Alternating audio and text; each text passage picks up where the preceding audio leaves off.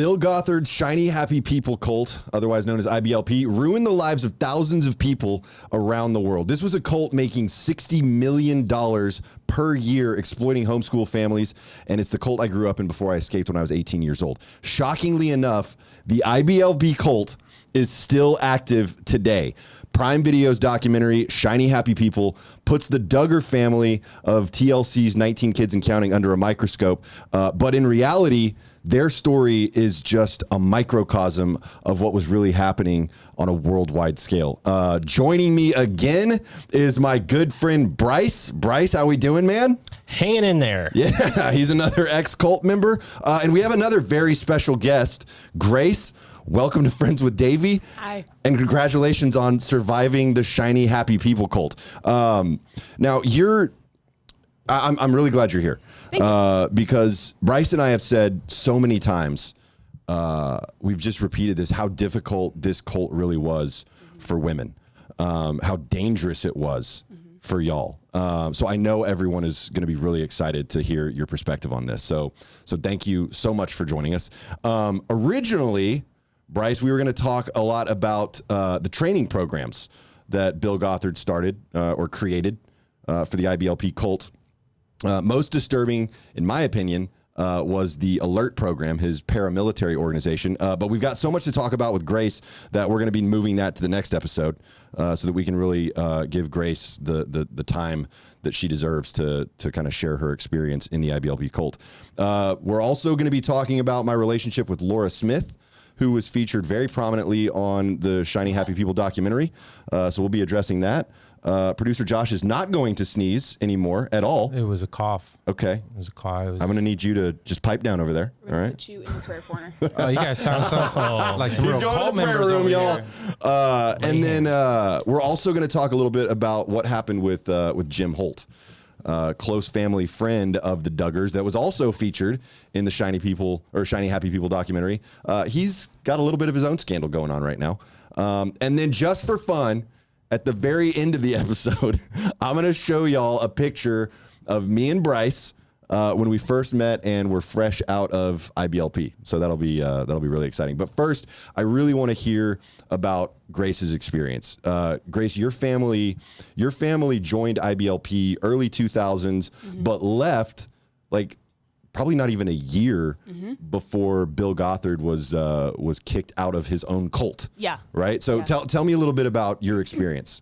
So I think that like it's first worth saying that like we didn't leave because we still did all of the same stuff. It was just kind of this shift where we were like, oh, Bill Gothard is bad, but we're going to keep with all of the same teaching. Right. My parents came into it because they wanted to homeschool their kids and they were Christian and none of their like family backgrounds were like that and they didn't really know what to do. They both came from really dark backgrounds. Okay. So they had no idea how to be like parents and they looked around at other people and they're like, oh, well, those people like seem to have it together. Their kids listen. Their kids like are so smart and well-spoken and blah, blah, blah. So, oh, they homeschool, we'll homeschool too. So they followed these other people. So they didn't like set out to be like, oh, we're going to join this cult called IBLP. Right. They started out being like, oh, we're conservative Christians and we homeschool. And then they turn around and they're like, we talk more about what Bill Gothard wants than what Jesus wants. Yeah. And these other men. And so that was kind of where they started to unpack it. That's when some stories started to come out about women saying like, hey, like I was inappropriately touched by Bill Gothard. Yes. Other stories like people saying like I was physically abused a lot, blah, blah, blah. They started to be like, this is really dark. We're going to take a step back. We're going to stop, going to conference stuff. We're going to stop using a lot of those books and things. By that time, I want to say it was like 2013, 2014. So I was like a junior-ish in high school. So it's like the damage had been done. Right. You'd already been through it at that point. Yeah. Like I already was in a mind space where I was like, my entire job is to stay a virgin until marriage and have like 7 children and blah, blah, blah. Like obviously. I already thought that. Right. And then when my parents kind of pulled back and they were like, we don't have to do that anymore. I was like, what? Wait, the culture shock, immediate culture shock, right? Yeah. Now okay, so Bryce and I were talking about this, that this cult attracts 2 types of people. Evil people that want control and power, right? Or susceptible people that just need answers. They're looking for a solution, right? Yeah. And I feel like your parents probably fit into that second category. Yes. Where they're just looking for answers. They're looking for the right way to do things. And so here's this guy, Bill Gothard, that's validating all of the things that they believe, saying all the things that they want to hear. And they're like, oh, well, this is perfect. Yeah, this is exactly what we've been looking for. Yeah. Here we go, right? Yeah. And like that's the psychology of every cult, which I'm super fascinated by cults anyway. And it really tends to attract like predators or prey. Yes. For the most part. Yes. And my parents definitely fell under, kind of like when you were talking about you went in already broken. That was kind of my parents to a degree. Not as much my dad, but very much like whatever we got to do to, you know, keep our kids out of teen pregnancy. Having daughters was really scary to both my parents as well. Scary for me, honestly. That's why I haven't had kids. I'm really nervous about having a daughter. You should be. Thank you. That you know of. Okay, As far Bryce, as easy. you know. Yeah. As far as you know. Yeah, because like having girls, especially in that era where it was like, you know, the Britney Spears kind of like women, girls gone wild kind of. Yeah. They were Oh, that's a super great scared of point. that Yep. happening. Yeah. And so it was like they saw the alternative to this is put them in some denim skirts. Yes. And that'll keep the boys Cover away. them all the way up. Make sure they are not attractive to anyone. Yeah. Yeah. And I think it's important to make that point, right? That and your parents sound a lot like my parents. They weren't trying to hurt me. Nope. Right? They thought they were doing the right thing. Yeah. They thought they were doing God's will as it was communicated to them by Bill Gothard. Well, everything that he said, he would always reference a Bible verse. So that's really validated it and added weight to it. It was like, oh, well, I mean, obviously that's what it says. Yeah. He just brought it up and tied it together so wonderfully. Yeah. Even though it was like usually without context. Yeah. Like, so like one of the things for girls was like, we all had to like wear our hair long, right? Yes. Because there's a very specific verse in either Psalms or Proverbs that says like a woman's hair is her crown of glory. Oh, so that's Bill Gothard right, was yeah. like, ooh, that means have long hair. Every woman needs to have long hair. Wait. Are Yeah. you telling me that Christians take the scripture out of context whenever they want? Okay. Wow. That's a big accusation. So but sorry to we'll- tell you. Unreal. They Yeah, heard take it things here literally? first. Well, Okay. wow. Okay. Yeah. News to me. Hey, Josh, go forward a couple slides because I really want to keep going. I want to show, okay, right here. Show this slide, Josh, because this is Bill Gothard with an entourage of young Harem. women. A harem. Harem. Okay, that's probably the more appropriate word. This was his. I mean, this is just what he did, right? He traveled around the world with a group of young women and underage girls, right? Entourage, yep. And you know, like we were saying, this cult, the environment for women was, I mean, absolutely toxic. So tell me a little bit about the rules that you grew up with, because that's kind of what I want. I know a lot of people have questioned, like, well, it doesn't sound that bad. I mean, maybe they were a little bit isolated, but it was the rules. Yeah. That would it was like death by 1,000 paper cuts. Yeah. And it was death by Proverbs 31 woman. Yes. Specific. Yes. Yeah. So your tell me ears are about ringing. yours. You're like, oh God, the flashbacks. Yeah. So Proverbs 31 woman was like the biggest deal. It was that and Titus 2, which Titus 2 does a lot about like women are to be like joyful at home and raise their children to respect their father and blah, blah, blah, blah, blah. And so they again, cherry picked a lot of that. And somewhere in there, they conjured the word virgin, which doesn't exist in the Bible other than when speaking about Mary. But it's not like considered like this is a special thing for women to be virgins. But I mean, it does somehow- talk about fornication, though. Yes, but if we go far enough back, like the history around that word was more about like don't sleep with a prostitute. Wow. Yeah. Well, I'm out. Yeah, So, sorry. I was There we about go. to say. Yeah. So I mean that's the point that you're making, and I'm joking. I'm kidding to make a point here. No, he's Yeah. not. He's And not that is kidding. okay. He's not kidding. And that is Slept with two that prostitutes.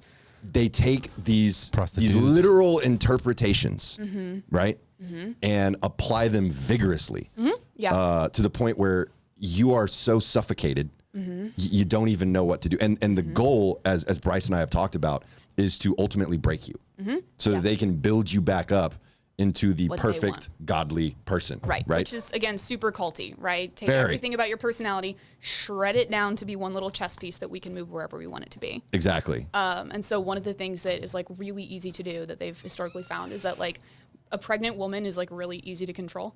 And I think that might be like I don't know if they thought that far out, but so there's the whole thing about like a quiverful, right? Correct. So women think that their like ultimate martyrdom would be to die from having so many children. Like, no shit, genuinely. Yes. And that was like it's just so crazy. Yeah. Like in our heads, we're like, that's horrendous. But in their head, they're like, no. If my body is the last vessel that pushes out another life for Jesus, awesome sauce. Yeah. That's the way to go. Yeah. And that really was the mentality too. It really and truly, women, their job was to support and worship essentially their man and push out babies. That is what they were good for in the shiny happy people cult. Yes. Right. And receive your husband joyfully, no matter what. Yes. And they touched on that, and there were some awful things they talked about, but there were things where I was like, you know, they don't touch on how many child brides are within this. And we're not talking about like 12-year-old child brides. I mean like 16, 17, 18-year-old child brides who were like, you know, raped on their wedding night by their husband. And they thought, that's what sex is. Yeah. This is what it is. And I have to just accept that and deal with it. And that was very common. Oh, yeah. In this cult. I have friends. It's heartbreaking. Yep. You know, that was the first experience. That is what they thought love was. Right. Because they had seen their fathers. Right. And their father also acted the same way. So something else that they said to us, I actually called my mom about this. They would tell us, your virginity belongs to your dad until your dad gives you away on your wedding day. And he is like the keeper of your body. Correct. Right? So now that opens the door for you. And this didn't happen to me, but your dad can do whatever he wants. That's right. To you, because you belong to him. And if you step out of that, now you're disobeying. Correct. You also have to marry whoever your dad says. Yes. Which is like when people would say like, oh, so you might have an arranged marriage. And I was like, no. Yes. Yes. Absolutely. I don't think my dad's getting money. Yeah. Like I was like, we don't There's have any no goats. dowry, right? Goats. Yeah, there's exactly. No goats. That's what Bryce mentioned. Exactly. I think the courtship thing, right, is what you're talking about right now. Yeah. And Bryce and I kind of talked about it, but once again, this was, as we understand it, from a man's perspective. We don't really get to experience the fear, the guilt, the shame that you had to experience going through that, you know, fundamentalist Christian arranged marriage process, right? Yeah. Now, did you ever? Well, let me just ask you your perspective on courtship. Like, what was your understanding of it? So my understanding at the time was it is somebody who is pursuing you with the intent to marry you. Correct. And that can happen at any age after about like 15-ish. But there was no actually like dedicated age, but typically it was like 16-ish. He had to ask your dad for permission, and he would come to your dad, and your dad would sometimes do like a whole interview process even. And then if your dad said yes, then he would come to you and pursue you. Nobody ever said if you were allowed to say no or not. I remember being like super scared. There were like some guys at our church that I'd be like, don't you fucking talk to me. Don't do it. Yeah, like I remember talking to my dad about one guy specifically. I was like, if he asks, the answer better be no. Right. I heard he was infertile. He works at the radiation I heard plant. he has a soul patch, you guys, and a lot of cocoa butter. Ooh, calling out Josh. Wow. Yeah. Actually, his name was Josh. None of it. We are not surprised. Yeah, it's There's a lot of Joshes. There's a lot of Joshes in the There's cult. A lot Yeah. of Andrews. Yeah. A lot of Andrews. Rebecca's and Rachel's. Yep. Sarah's. Tons of those. Yeah. A lot of Graces. There if were I'm a being lot real. of Graces. Yeah. But in my experience, they were actually usually like their middle name was Grace. Oh, and yeah. I got really like hoity-toity about it, where I'd be like, they're not even a real Grace. They're like Kathleen Grace. I'm Nice. so much better than you. Like my name is actually like a name of God. Like, whatever. I'm one of the fruits of the spirit. So, And then he goes, did you ever go through the courtship process? No. No, you never did. No, Okay. because again, like by that age, like my parents had really started to be like, oh, this is really fucked up stuff. So we're going to step out of it. So how old were you when your parents kind of distanced themselves from IBLP? Like 15, 16. Okay. I think. So Okay. like about the age where that probably would have happened.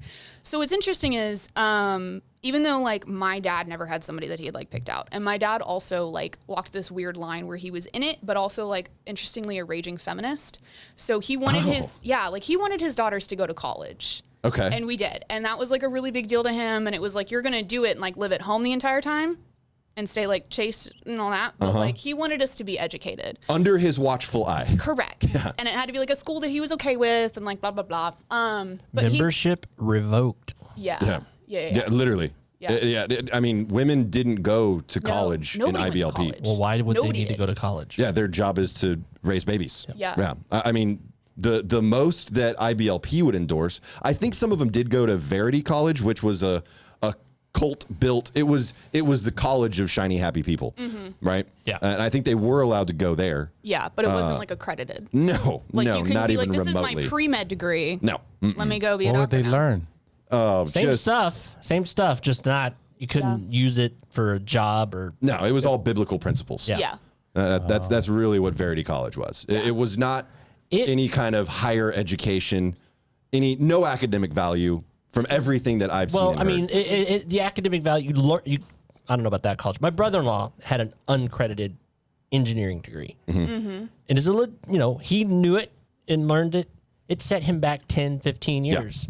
Because it didn't apply anywhere else. He had to go work for an engineering firm with like very limited things for X amount of years before he could take like the state thing and get credit. It was this whole deal. Set him back. Yeah, I mean, it's just crazy. It's crazy the hoops that you have to jump through to essentially follow these teachings, right? Yeah. It's just insane. Yeah. So your dad, he kind of pulled back, right? Yeah. So my dad pulled back, and again, like they were pretty softcore as it was throughout the entire thing. Like I wore jeans and stuff growing up.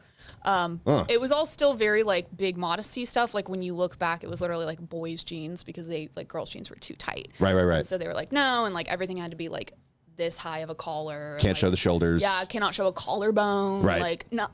And so like it was by like their standards, my dad was very lenient.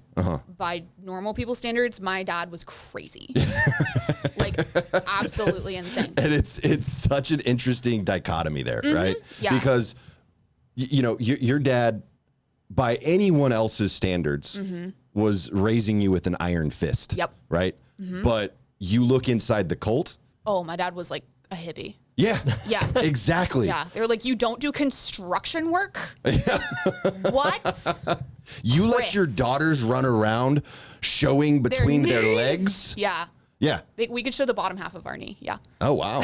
Like it was super, like it was still very like, Bunch of hookers. yeah. Yeah. Unbelievable. 9-year-old me. Yeah. Yeah. And that was something else, is that they were very big on like modesty for girls. Like for Yeah. boys, not really as, I don't know what y'all experienced. Like for me, like if we went to like the pool or something, we had to be wearing like these like grungy short kind of like almost like trunks and Yeah. then like a shirt over it. Yep. And like a dark shirt. And the guys would be in like a normal swimsuit, just like chilling out. I still so- wore a shirt. I honestly, I'm Was that serious. a you thing? Yeah. Well, Or I was that a wasn't. modesty I thing? wasn't comfortable. Oh, okay. Right. You Sorry, know, I'm being rude. He didn't want to defraud any women. No, I literally was I didn't. My dad didn't go around without his shirt on, like occasionally during yard work, you know. But like, I don't think my mom would have liked it. If you had been in a pool without a shirt on? Yeah. Now, see, my family didn't have any issue with me not having a shirt on, but my sister, on the other hand, had to cover up entirely. We need to have. We need to find those swimsuits. Those really. She knows what I'm talking about. Oh, They look like 1910s. Like, yeah, they were like bloomers. Yep. Bro, they're Yeah. worse They than got a pants underneath? 1910s. There's like no. Yeah. Yeah, it's basically a onesie. If you Yeah. go over your head, these things will drown you. Yeah. Yes. And it was actually a safety issue when I think back on it, because they were like cotton shirts. I'm sure. Yeah. Yeah. And I want to like emphasize, there are some religions that are very like also big on modesty for their women, and they, cover their hair and cover their entire body. However, those are things literally written in their scripture that say to Correct. do that. This Correct. was something Bill Gothard invented. Yeah, and this was not written in the Bible. And I think it's important to distinguish here. We're not bashing on Christianity For sure. or any other religion, Right. right? What we're bashing on, and I wouldn't even say bashing, just sharing our experience with, is these rules that they put in place that there was no basis for. Yeah. And in addition to there being no basis for it, it created this breeding ground for abuse. Yeah. And that really is the problem to me. Yeah. Now, you were also involved in Vision Forum, which they briefly mentioned it in the Shiny Happy People documentary, right, Bryce? I don't remember. Yeah, I'm pretty sure they alluded to it. Maybe even showed some pictures of Doug Phillips, who was the leader. Josh, can you go forward a few slides here? Keep going.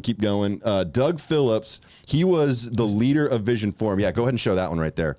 Yep. This was essentially an offshoot of IBLP. He and Bill Gothard were real buddy. They partnered up on a lot of stuff. And as a matter of fact, Doug Phillips was also friends, Josh, go to the next slide, with the Duggar family. Yeah. Here is... She is in labor actively. Yeah, presenting a Michelle. Mother of the Year award to Michelle Duggar. Oh God. So Doug Phillips' organization Vision Forum and IBLP were closely tied together. Besties. Yep. Yeah. So what was your experience with Vision Forum? Yeah. Was that before, after, or during your time with IBLP? Okay. I knew what Vision Forum was before I understood what IBLP was. Okay. Which was also an interesting thing. And the only analogy I have for that is like we were like around it so much that it was like a fish in water that I didn't know what it was. Okay. Like this is just life to me. Vision Forum, I knew what it was because a lot of our homeschool curriculum materials came from Vision Forum. Okay. So we'd get the magazine and it had like the little dolls and the super whatever. And so a lot of our curriculum stuff came out of that. Most of the science that I was taught growing up came from those Vision Forum books. And they were like, oh, we have like difficult topics that we're going to cover. Most of the entertainment that I consumed as a child came from Vision Forum. So they made like little radio shows that we would listen to on like our Walkman. And they had like DVDs and stuff. They were like, this is science. And it was like, these documentaries that were just outlandish. Yeah. And they tackled stuff that honestly, looking back, I'm like, that was way over my head as a child. Like I remember a very specific DVD called Mom, Should We Kill Grandpa? And I was like, what? Wow. I'm being so serious. What? Yeah. What was the premise? It was about Besides killing grandpa, obviously. It was about like honoring the elderly. And it was about like how we should like I want to be careful here and not say the word that I know you're thinking of. Assisted unaliving. Assisted sewer slide. Sewer slide. That's a good one. I like that too. You're welcome. Wow. Okay. So this was just like a presentation about. Yeah, it was just like a little DVD that we had. It came in like it came in a set with a bunch of other stuff about like this is why, you know, abortion is bad and this is why white nationalism is the way and this is like all this stuff and that was one of them. I guarantee you Bill Gothard's like, oh, I didn't think about doing one on that. He's probably written a book on it since then. First, we're going to start with making sure he signs all these documents. That's the first thing Grandpa gets to do. Yeah. So the interesting thing about Vision Forum is that they were based in Boerne, Texas. Yep. I mean, we're in San Antonio. Our studio's in San Antonio, Texas. That's 30 minutes away from here. Yeah, and I think their house was in San Antonio. Yes, if I'm not mistaken. But they had a compound, a literal compound that was like a retreat center in Boerne. They also had a church in Boerne, the Boerne Christian Assembly. Yep. Which is what my best friend's family went to. Like growing up, that was the church they went to. Yeah. Okay. So I had a bunch of friends that actually worked with Doug Phillips. Like they were employees of Vision Forum. And did they get like hatchets and walkie-talkies? Oh, I'm sure. Yeah, I'm sure they got all. Oh, yeah. What are the Yeah, they were selling hatchets, crossbows. You could buy armor, dude, because it was the armor of God. Obviously, yeah. There was some serious video games got missed out on. Search and rescue stuff that I was like, why would anybody do this? Like grappling hooks and stuff. Yeah, it was actually the toys that you could buy for boys, because they every year they put out the Vision Forum family catalog, right? And the toys for boys, dope. The stuff that girls got?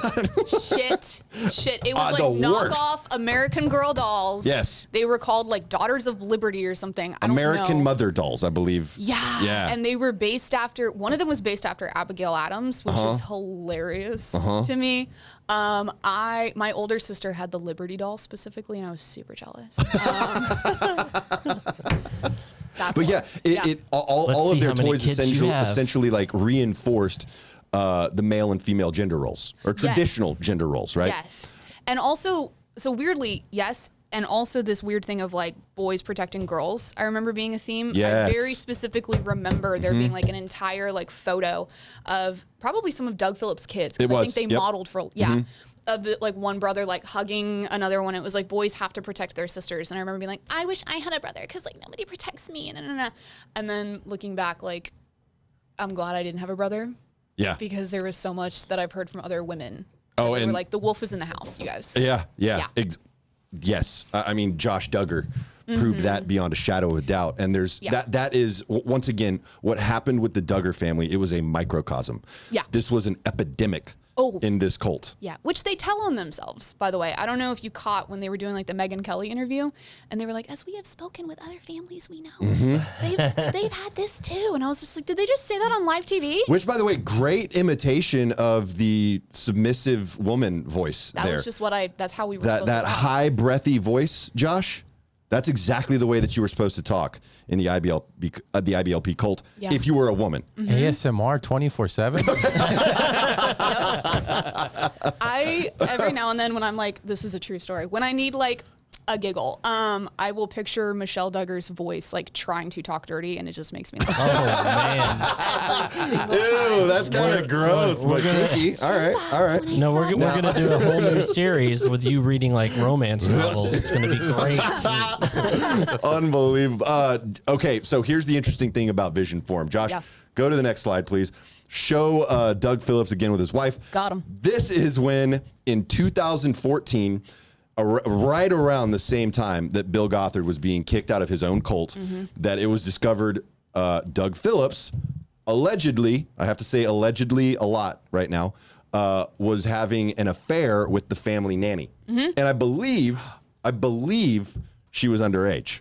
I think so. She At was some point during the alleged abuse, right? Yeah. Or if not, like borderline right on it, like 18. Well, actually, the age of consent in Texas is 17, so she might have been like there. Yes. Again with that like child bride thing. Well, only with her parents' consent, though. Yeah. And I don't think Because her dad I don't think owned Dougie her, had that. You know.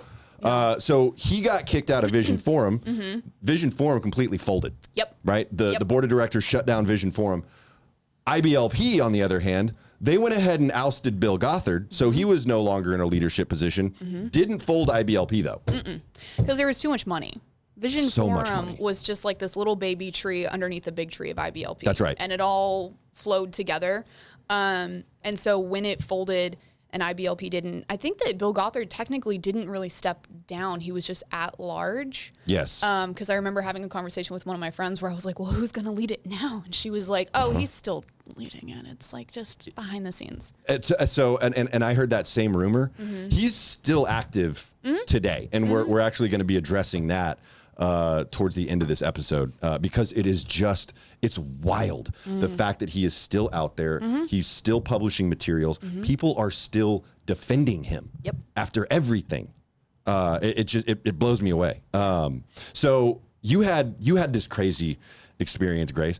Brandon, his sister was deeply entrenched in IBLP as well. Yes.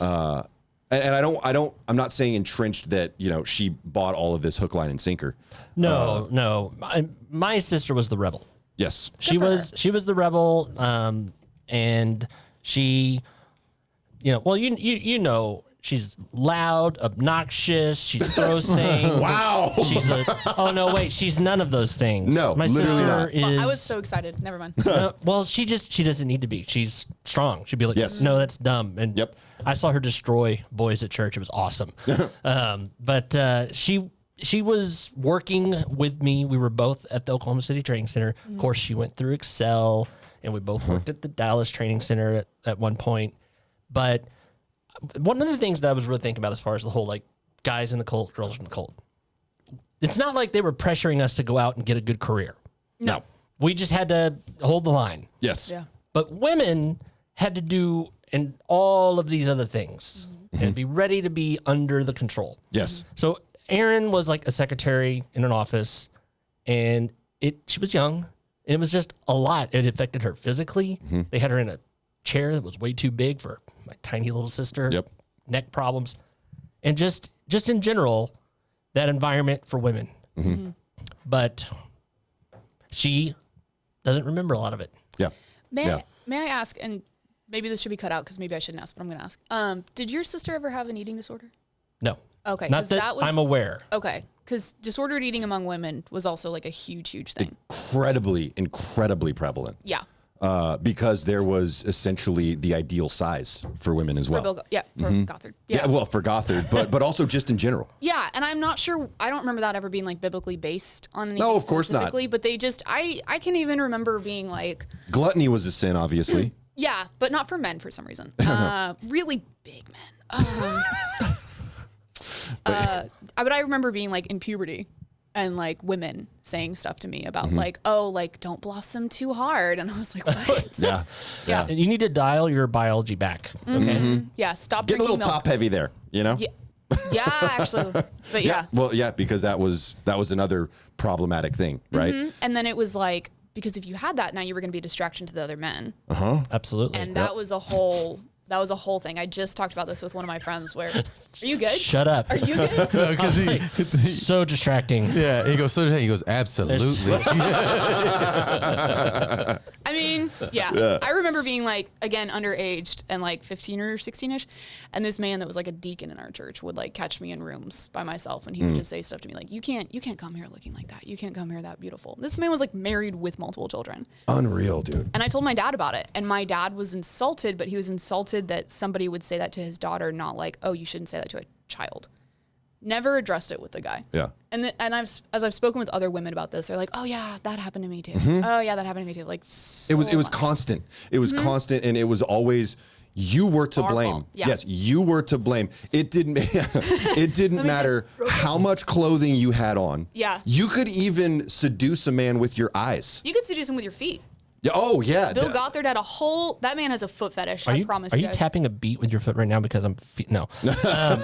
So the reverse of this, which I don't know if other people have thought about, but the reverse of this is I have to make myself compliment a woman because absolutely never It was beat out of you, comment on the way a woman looks. Yeah. Never. Yeah. And so I literally, my girlfriend, she looks great.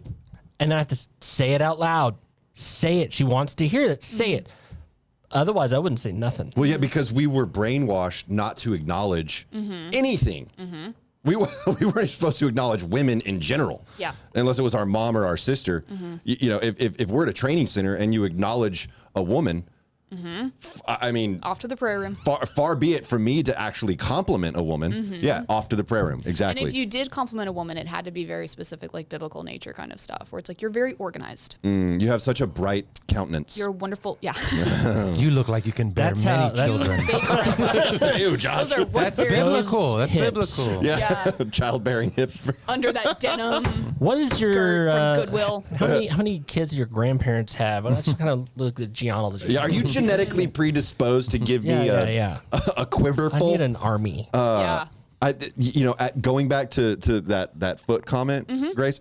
So there was, I think it was a comment on one of the other episodes where a lady shared about how she got in trouble. I believe it was at the Northwoods Yeah. Training Center. Yeah, because she had gone for a run and took off her muddy shoes to go back to her room. They caught her barefoot, and she got spoken to about that.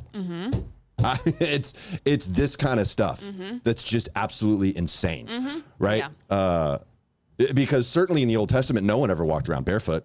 No. They had their whole Stockings. feet covered at all times, right? I'm being incredibly sarcastic just to show the how ludicrous it really is. Well, it was all very based on like a 1950s ideal that didn't exist. Yeah. And they did talk about that a little bit in the documentary where they're like, it was a white Anglo version of what, honestly, their fantasy of what it was. So when they would say stuff like, we're going back to like our roots and what America was founded on. And I was like, most of the founding fathers that y'all hero worship were gay. Denial is a river in Egypt. Not that there's anything wrong with that.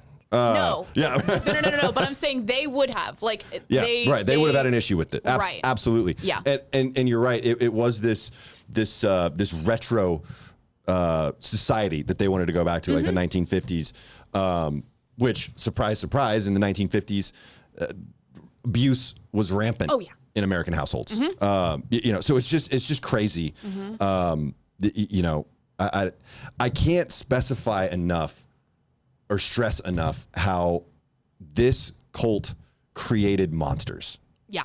That is the fruit that this cult bore, right? This cult loves to use Bible verses. Bryce, you mentioned it earlier. Well, you said Bible verse. Really, it's scripture, right? Scripture. Loves to validate everything they say with Bible verses. And there's one verse, I don't know what it is, but it's essentially, you shall know them by their fruit. Oh, yeah. The fruit that this cult bore was always rotten. Yeah. And so at some point you have to take a look at it and say, okay, well, do we just need to throw the whole thing away? Which I think you do. Yeah. That's kind of the difference between this and the traditional thought process of a cult. Because in a traditional cult, any leader that sees somebody coming up and being like them, he like gets rid of that person. Right. And in this cult, it's like, as many people like me as possible. Yes. Yeah. And it's wild and all over the world. Let's make a bunch of clones. That's really great. It's narcissism. Yeah, exactly. Like the guy's a huge narcissist. I'm pretty sure he still thinks he did nothing wrong. course. I guarantee you he still thinks he does. And we're going to, as soon as we take a look at his active social media, Bill Gothard's active social media, we will see that. Okay, so Bill Gothard, as we know, was obsessed with submission to authority, right? Like that was his whole thing. That was the principle that a lot of IBLP was based on, is you must be in submission to your authority so that you are not exposed to the attacks of the evil one, the devil, right? As I said, the Shiny Happy People cult was a breeding ground for manipulation, exploitation, and abuse, and women suffered the most in this toxic environment. I mean, I cannot stress enough that this is the reality of IBLP. Yeah. Men in the cult maintained all the power, right, and the control, and women fell into this subservient role. And like I said, their primary job was just to validate and support their men, right? And have babies. And have babies. That's right. And so this was addressed in depth in the Shiny Happy People documentary, right? And one of the women that was featured heavily in this documentary was Laura Smith. Now, I had a brief relationship with Laura Smith. I don't even remember how I originally met her. Bryce, you might remember better than I do, honestly. Well, like I met her through Crossings, with the Crossings group. You don't know what Crossings is. Crossings was before Facebook. Somebody set up a web page for all of us that were in the program to stay connected without being pen pals. And so occasionally we would all meet up. There's a bunch of us here in Texas, and we'd all meet up and hang out and Did we meet do at a things. bowling alley or something like that? You and me? No, me and Laura. I don't know. I don't think I was there. I honestly don't remember how she and I got in touch, but we started communicating, quite a bit. This was after the cult or during? This is right after I got out of the cult, okay. a year, maybe two after I got out of the cult. Okay. We shared a lot of the experiences that we both had at training center. She had been to the Indianapolis Training Center, just like I had. And She'd been to the prayer room. She had been to the prayer room, just like I had. I don't want to share anything that she, personally, told me, just because I want to respect her. She didn't talk about it on the documentary, and so I don't really want to address it. But we talked a lot. We shared a lot of just a lot of our own experiences, right? We ended up hanging out a couple times. I remember one time in particular, we went and saw a movie together. Once again, don't remember what movie because I was highly intoxicated. But I do remember after the movie, we went and sat in my car and we talked for at least a couple hours. We were both still, very, very damaged from being in this cult. And ultimately we just kind of lost touch. And then we both continued down a pretty dark path. Most people are familiar with, the years I spent abusing drugs and alcohol. And I think she mentioned in the documentary that she ended up in jail. Yeah. At least a couple times, right? Yeah. She mentioned that. I was like, okay, I didn't know that. Had no idea. But I was really oblivious. Yeah. We lived together. I had no idea he was drunk and or high most of the time. Just Because you just didn't know what that looked like? Or? Yeah. that's part of it. That's part of it. Yeah. And just that was Sometimes he my falls down. regular. Sometimes. It's like funny. Sometimes he forgets things. No, this guy was a professional. Yeah, I really was. Fair enough. But I think yes, it was lack of education, complete unawareness. You had no idea because neither of us. The same for me. Bryce and I weren't educated on this stuff. We were never exposed to it. We had no idea what it looked like. Yep. I was just lucky enough to find cocaine on my own, just all on my own. All by yourself. You know, a lot of people have struggled dealing with life after IBLP for various reasons. You know, for me, it was a lot of the isolation. It was the brainwashing. And once you're exposed to the real world, it really is a culture shock. And that's one of the things that we're going to address in an upcoming episode is just what it's been like after, what it's like recovering from this stuff, because it's roller coaster. It's a lifelong. it really is. Yeah, and you're right. It is a lifelong process. Yeah. Deprogramming some of this stuff. I managed to speed it up quite a bit with my substance Killed abuse. a lot of brain cells. we went through different processes. He flushed the memories completely, did a reset. Yeah. I married somebody I probably shouldn't have, Yeah. and then got out of that. And it was this whole, you know, I have all those memories. So we were trying to figure out how many years I would need to do hardcore addiction to get rid of some of the memories. But I said like, therapy is an option, guys. no, absolutely not. No, No. you just need to shoot dope for like 3 years and you should be good. yeah, Good to go. Good to know. You know, it's just it's the shame and the guilt that you deal with after the fact that you really have to separate yourself from. Yeah. And that's what was the hardest thing for me. And I'm sure you had a similar experience, Grace. Yeah. I mean, being able to separate yourself, detach from all these rules that had governed your life for so long. I mean, how do you think you accomplished that? I don't think I have yet, to be completely honest, because I still have, I mean, there's like the regular PTSD stuff, right? Where you have Sure. like the nightmares of things. But then also I still have tendencies where I'm like, I find myself really worrying about if I've pleased my boyfriend or not. And he's like, you need to calm the fuck down. But all the time I'm like, are you mad at me? And he's like, no, I am making a sandwich. I'm like, should I have made it for him? Like, absolutely. I'm Answer's yes, super yes. dead serious, you guys. Like I have to like stop myself from serving him all the time. Yeah. And I remember like when I lost my virginity having like huge like, oh my gosh, what have I done? What have I done? Everything else you can kind of undo and ask for forgiveness and it's like it never happened. But this thing, somebody broke my hymen. Like, I don't know if I can say that on this podcast. No, you can. You totally can. Like, You but can. I remember, There's surgeries now that you can get that back. I'm good. Born again virgin? Just But yeah. I'm good. But like there's still a lot of like shame and guilt over that. I was just talking about this with my therapist where I was like, I still have this feeling of like I'm not doing what I'm supposed to be doing in life because I'm not doing any kind of like ministry kind of Right. changing the world, having a baby, blah, blah, blah, blah. Well, and I think that's what is difficult for people who haven't experienced this to understand is how deeply that brainwash I mean, it just permeates everything. And it's a process to unwind Yeah. those years of teaching that were beat into you, literally, literally beat into you, but also, you know, mental and emotional manipulation as well. Yeah. And because like, you know, you can't ever ignore because they made this about God. If you pursue a relationship with God outside of it, which I'm still a Christian, there is this weird thing where I have to still disentangle a lot of that stuff and be like, God is not mad at me for wearing pants. God Right. is not mad at me for, you know, drinking or whatever it is. Like it's Kissing a boy before marriage. Is he mad at you for that? No. There's actually another documentary coming out. It's called Until the Truth, and it illustrates in graphic detail how brutally horrendous the shiny happy people cult really is for women. Bryce and I both watched the trailer. It is tough to watch. I'm going to just trigger warning if you decide to go watch the trailer for Until the Truth. Bryce, can you share a little bit about your experience watching that? I was watching one of my favorite movies just because I needed that kind of a mental break.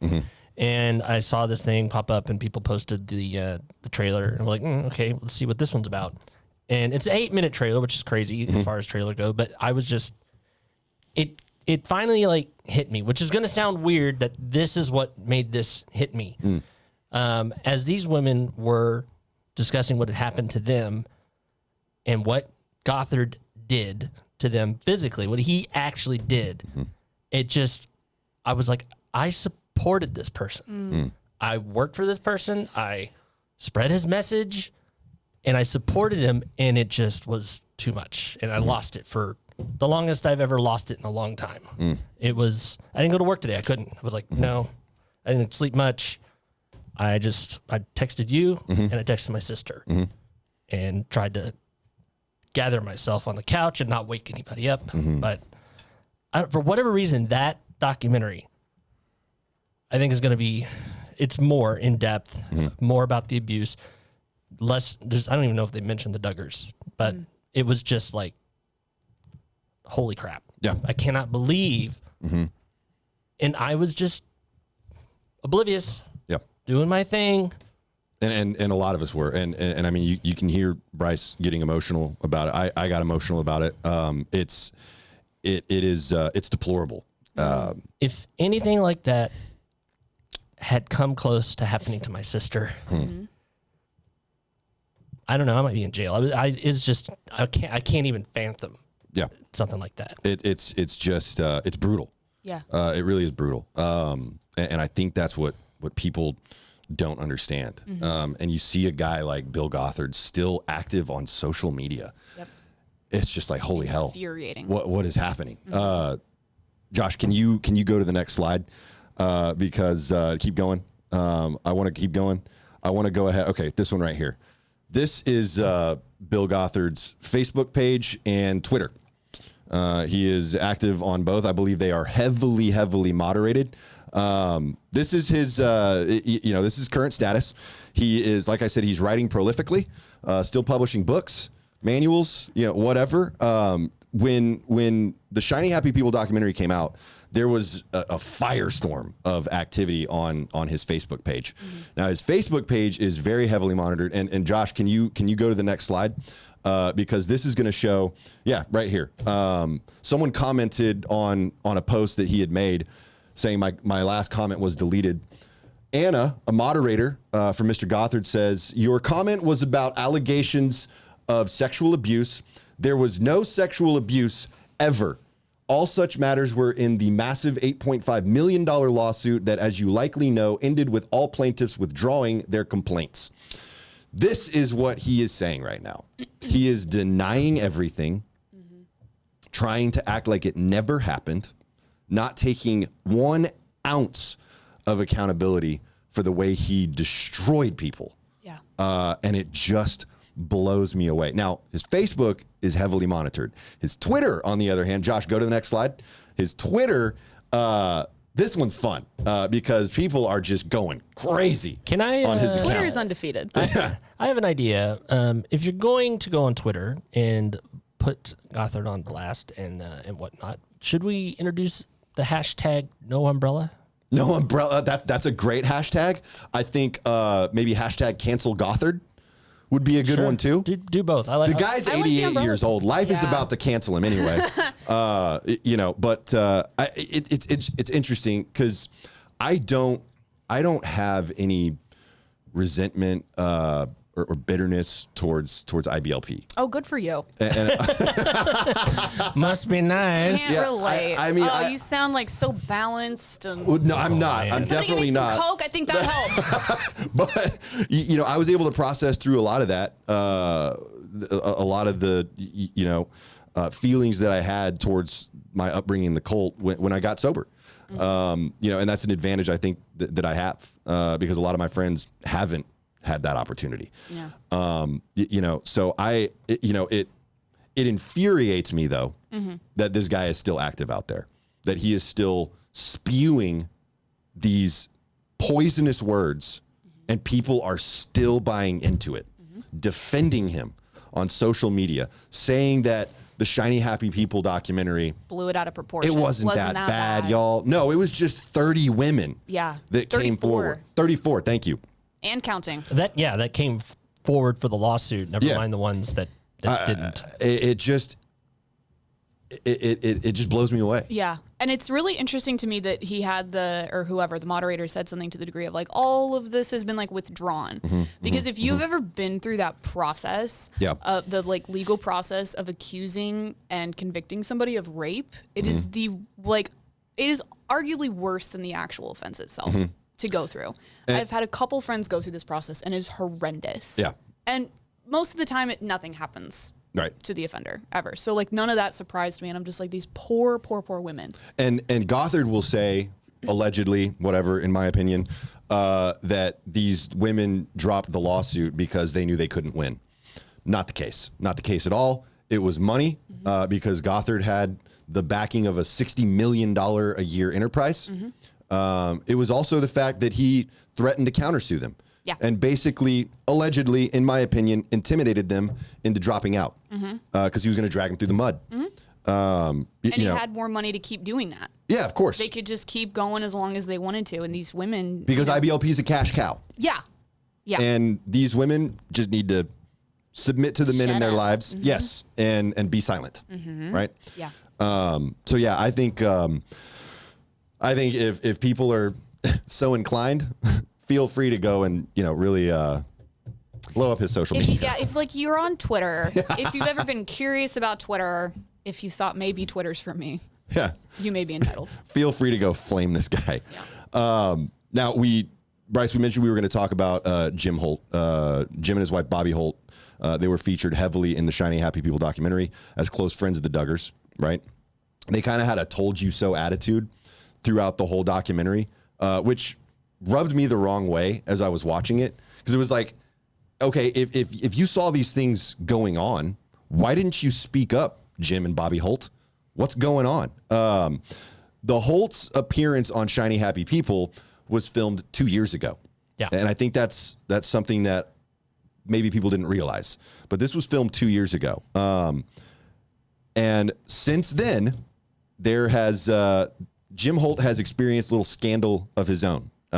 Bryce, you want to explain what happened there? I just started seeing a lot of articles and people like, FYI, she and I think her son, so what's her name? Bobby, yep. And her son have a restraining order against Jim. Yes. And it sounds like he's basically doing all of the things that we know the Duggar family, beatings and oppressive, and I don't know about other types of abuse, but a lot of alleged abuse. And so now he's got a restraining order and he's not supposed to be around his family. I don't know if they're divorced or not, but I don't know where the separation stands. Definitely separated. So it was interesting. We saw the documentary. Immediately we started reading that and we're like, wait, what are they doing to get, 2 years ago. Oh, okay. Yep. That makes sense. But the crazy part about this, right? And Josh, can you show the next slide?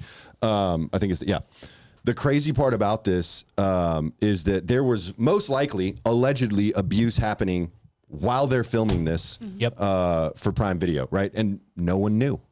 Nobody knew. And he certainly wasn't going to mention it, right? But once again, this just goes back to the point we've already made. You will know them by their fruit, right? This is what IBLP produces. This is the eventual outcome. Yeah. Sorry, I know y'all were going to talk, but I want to say something real quick. Go ahead. I remember when like the trial of Josh Duggar was happening, and I don't know if y'all were on Reddit at the time. Reddit was a playground of just like Duggar snark. They were talking about Bobby. When she testified against Josh, she talked about they actually kept him in their home during like the trial. There was like a thing where he wasn't being held in jail. Yeah, he wasn't being held in jail, but he couldn't be around children, and all of their children were like adults. And even though they almost arranged marriage, their daughter. Yeah, to Josh Duggar. Yeah. Yeah, and I was like, they're really glossing over that fact that he stayed in their home during the trial. And she talked about not feeling comfortable with him in the home. And Jim saying, we're going to do this. And when they like questioned her on it, she was like, I submitted to my husband. Just over and over and over. And they were like, but how'd you feel? I submitted to my husband. And she wouldn't ever say like, I didn't fucking want him in my house. Yeah. That's so when this came out, I was like, yeah, that makes sense. That's the Fundy equivalent of I plead the fifth. Yeah. I submitted to my husband. Was this a really bad decision? I submitted to my husband. And Josh, pull that picture up again. Show that picture again. No, not yet. Nope. The one of Jim and Bobby Holt. Yeah, right there. Look at the way she's looking at him. Right? Just like I mentioned, your voice. Grace, the IBLP voice. Yeah. Yeah, and there's a lot of little things that I still find myself doing that I have to stop myself from doing. Yeah. Where it's like if the man in charge of you is talking, like you have to be fully turned, listening to him intently, because that's how you show respect.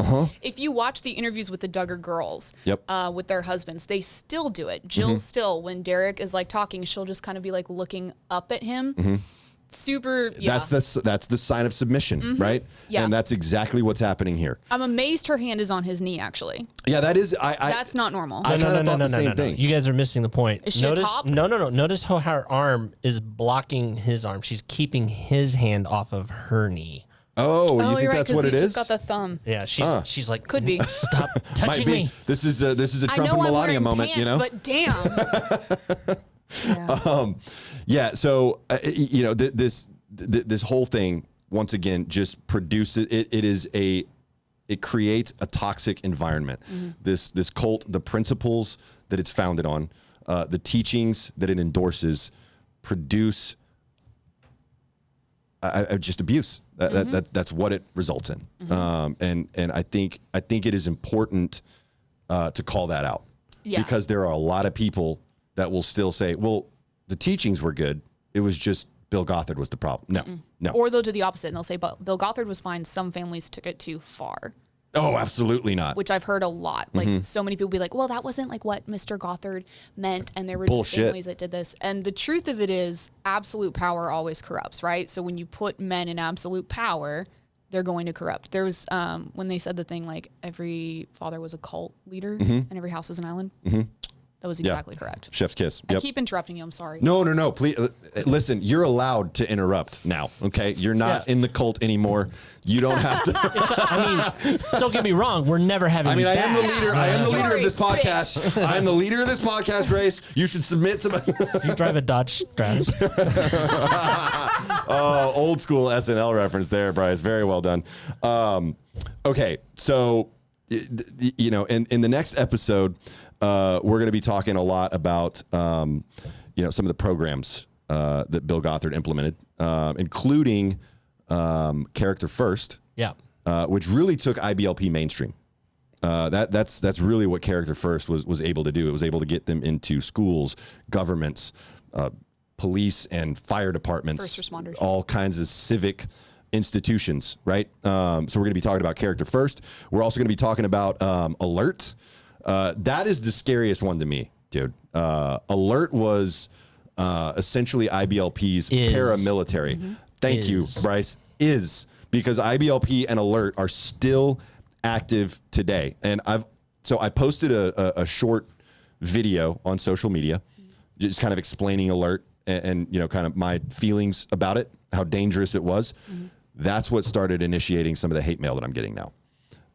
People reacting to, well, Alert was fine. Alert was fine. It was separate from IBLP. No, it wasn't. It was all There's part so of many programs that they separated. Oh, yeah, of course. Even way back in the day, they're like, no, we're not part of that thing. It's like, yeah, everybody's from there.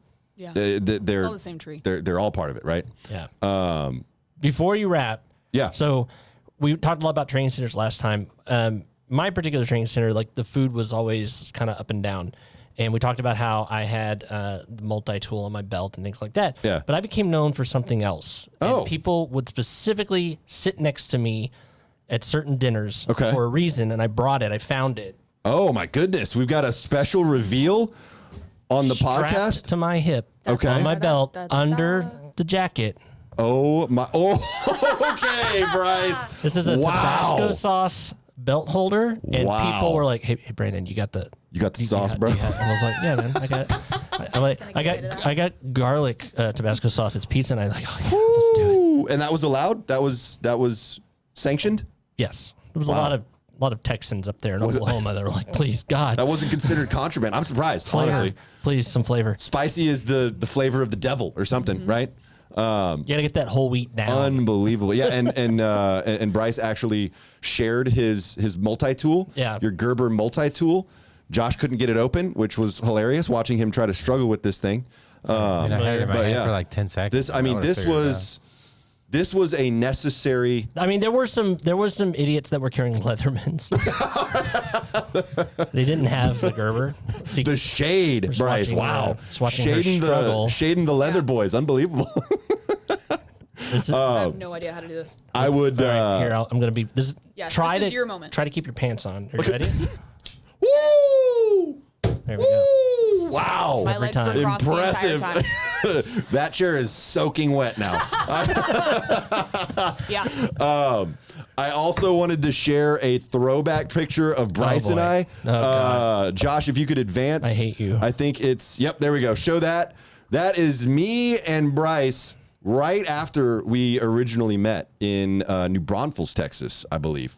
Yes. That is where? Bryce with the infamous baseball coach goatee. Yep. This was before the beard, but after the clean shaven. I think that's my fake leather jacket. Yep, I think we might both be wearing fake leather. Actually, I don't know if mine was real or not. We were at a restaurant. You've stolen some poor woman's sunglasses. I'm telling you for a fact, you did not own those. Okay, well, I will agree to disagree. I think I probably bought them, but Bryce insists that I took them from a girl, which is probably accurate.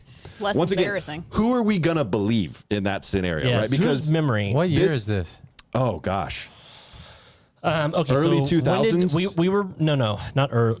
Yeah, Well, yeah, okay. it was probably when like you 2000. say early 2000s, I'm thinking before 2005, but no, that's not what that means anymore.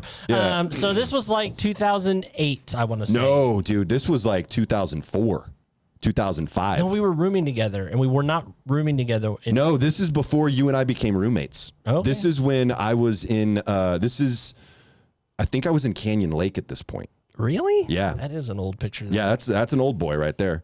But yeah, I mean, we were thick as thieves back then, but I was also extremely inebriated, Yep. otherwise intoxicated at all times. This picture, no exception. I was blitzed. I noticed you didn't show the picture without the sunglasses. Hey, listen, we can show that on another one with my princess crown. That he also did not steal. Absolutely horrifying. That one I definitely stole. That one I for sure stole. Before we close, though, I just I wanted to mention that I've gotten a lot of messages from a lot of different people from all walks of life, all ages, all backgrounds, just sharing their support, their own experience. I got an email yesterday that blew me away. It was actually kind of crazy.